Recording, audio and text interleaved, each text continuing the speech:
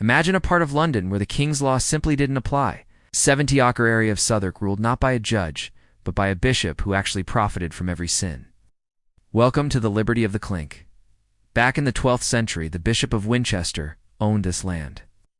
And because it was a liberty, it was completely outside the jurisdiction of both the City of London and Surrey.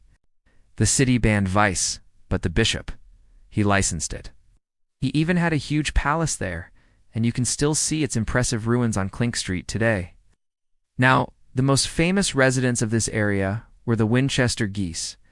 This was the name given to the sex workers of the Southwark stews, licensed by the bishop himself. In fact, to be bitten by a Winchester goose was 12th century slang for contracting a sexually transmitted disease. The church gladly took their rent money, but in a cruel twist, denied them a Christian burial when they died. Instead, they were laid to rest in the outcast soil of Crossbones graveyard.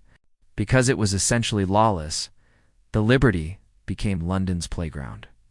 Bull baiting, bear pits, and rowdy taverns thrived here. This is exactly why Shakespeare's Globe and the Rose Theatre exist where they do. They were built in this zone to escape the city's strict regulations.